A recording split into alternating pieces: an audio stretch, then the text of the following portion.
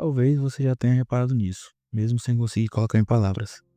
Algumas lutas de MMA parecem estranhas. O atleta é técnico, está inteiro fisicamente, mas luta contido. Solta menos golpes do que pode, entra e sai rápido demais e evita certas situações que em teoria ele domina. Não é erro técnico e quase nunca é cansaço. É outra coisa. Hoje praticamente todo mundo no alto nível é completo. Strike afiado, defesa e ataque de queda sólidos, QI de luta elevado e um jogo de chão muito acima da média. Mesmo assim, em algumas lutas algo muda o comportamento do atleta antes mesmo do primeiro clinch. A luta ainda está em pé, mas o jogo já começou a ser decidido. E é aí que o jiu-jitsu aparece, não como finalização óbvia, mas como uma presença constante, silenciosa, que força escolhas mais seguras e transforma a agressividade em cautela. E é sobre isso que eu quero falar. Nos últimos anos surgiu uma onda de críticas ao jiu-jitsu dentro do MMA. A justificativa é quase sempre a mesma. Antigamente funcionava mais. Aquela nostalgia do Royce Gracie finalizando todo mundo virou critério absoluto na memória da grande maioria. E quando esse cenário deixou de se repetir com a mesma frequência, veio a frustração. E como sempre, o alvo virou a arte, não o contexto. O jiu-jitsu não deixou de funcionar, ele deixou de aparecer de forma óbvia. Eu afirmo, o jiu-jitsu continua sendo a arte marcial de transição mais valiosa para o MMA. E o impacto dele hoje é muito mais psicológico, estratégico e preventivo do que estatístico. Ao longo deste conteúdo, vou te mostrar os argumentos que sustentam isso. E antes que falem não, eu nem treino jiu-jitsu, eu venho do karatê. Não esse, esse. Bom, o primeiro ponto é, qual arte no seu estilo mais puro te mantém vivo quando tudo dá errado? Quando falamos de MMA, ninguém sobrevive treinando apenas uma modalidade. Um atleta de alto nível precisa ser minimamente competente em todas as áreas. Mas o jiu-jitsu se destaca no quesito sobrevivência, e isso é mais importante do que o pessoal admite. Vamos a um exemplo clássico, Anderson Silva vs Chael Sonnen. Durante quase 5 rounds, um domínio muito evidente por parte de Sonnen. Mesmo perdendo a luta, Anderson não entra em pânico, não explode sem base e não se desespera. Cada round que passa, Sonnen cresce mais psicologicamente, até que, nos últimos segundos, quando o corpo está vazio e o erro parece improvável, Anderson puxa para a guarda para um triângulo e em seguida um armlock. Isso é jiu-jitsu no MMA. Não como um espetáculo constante, mas com a capacidade de continuar vivo até o erro aparecer. Bom, em outras artes marciais, perder ritmo significa apanhar, porém aqui significa reduzir o impacto do erro. Faz o atleta criar uma mentalidade de continuidade de que todo aquele caos ainda não é o fim. E sendo honesto, isso por si só não garante a vitória, mas evita perder o controle, evita se desesperar e se expor além do necessário. E é aquela frase, todo mundo tem um plano até levar um soco na cara, e o jiu-jitsu veio para ser o contraponto dessa frase, na maioria das vezes.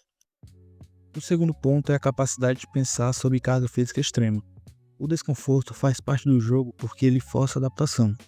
Quando alguém entende isso desde o início, para de evitar situações difíceis e passa a observá-las. Essa exposição desenvolve leitura corporal, pois o corpo reage primeiro ao desconforto. Melhora a antecipação, já que a mente aprende a prever riscos para reduzir tensão. E exige microajustes, porque sobreviver ao desconforto não depende de grandes mudanças, mas de correções constantes e precisas. E para melhor entender, olha só. Na luta entre Roberto Satoshi de Souza, um monstro do jiu-jitsu, diga-se de passagem, e Vulgar Karamov, Satoshi já vinha controlando a perna esquerda de Karamov. Não com força, mas com atenção. Ele sente o peso do corpo, o apoio que está tendo e a base desbalanceada de Karamov. Karamov se movimenta bem, tenta ajustar, mas em um momento ele sai da luta, vira a cabeça para ouvir o corner. Satoshi percebe. Antes mesmo do movimento acontecer por completo, ele antecipa, quebra a base e o centro de gravidade de Karamov sai do eixo. Para não cair, Karamov põe a mão no chão. Por um instante, a tensão some das pernas. E é aí que o Satoshi ajusta a posição, passando o pé para fechar o ângulo e aplicar o triângulo. E até esse momento, você já entendeu que a mentalidade do MMA é uma, se não, a parte mais importante no alto nível. Por fim, vem o ponto mais sutil e o mais cruel, o controle psicológico que o jiu-jitsu exerce. Quando o striker de elite enfrenta um grappler realmente perigoso, o jiu-jitsu começa a agir mesmo em pé. A luta entre Charles Oliveira e Dustin Gate evidencia isso com clareza. Desde o início, Gate demonstra que não quer ir para o chão. Seus avanços são contidos e as combinações terminam antes do ideal. Não porque Charles derruba, mas porque ele pode derrubar. Quando a luta vai ao chão, não houve surpresa nem adaptação possível, porque o jogo mental já estava vencido. Nesse caso, o jiu-jitsu se fortaleceu, porque cada troca confirmava que a ameaça era real, eminente e inevitável. Isso fez Gate lutar com freio psicológico constante, exatamente o ambiente em que o jiu-jitsu do Charles prospera. Meu parceiro, aqui é tempo ruim o tempo inteiro. Esse é o jogo mental. O jiu-jitsu não precisa ser aplicado, precisa convencer. Por isso, um atleta de MMA com jiu-jitsu afiado não altera apenas posições. Ele altera comportamentos, decisões e a dinâmica inteira da luta.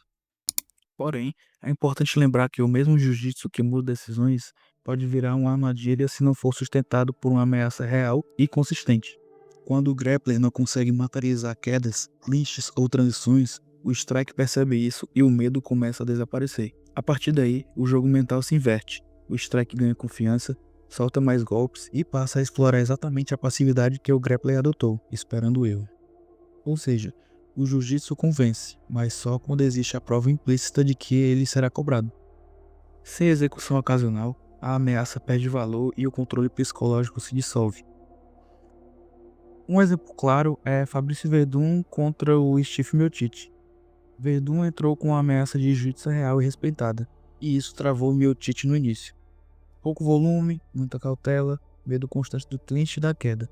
Só que o ponto de virada foi que Verdun não conseguiu transformar essa ameaça em queda consistente. O tempo passou, as tentativas falharam e Miocic percebeu que o risco era controlável.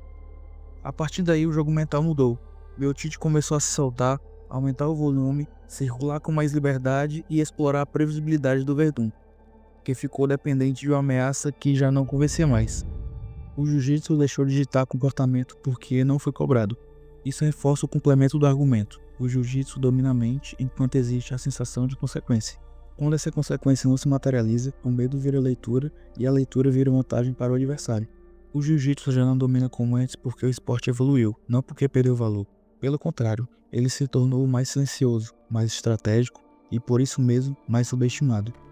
Ele não promete vitórias fáceis, mas oferece sobrevivência quando tudo dá errado, clareza mental sobre a exaustão extrema e um controle psicológico que altera o comportamento do adversário antes mesmo da luta ir para o chão. O jiu-jitsu hoje não é mais a arma que finaliza todo mundo, é a estrutura invisível que impede o caos de vencer o lutador.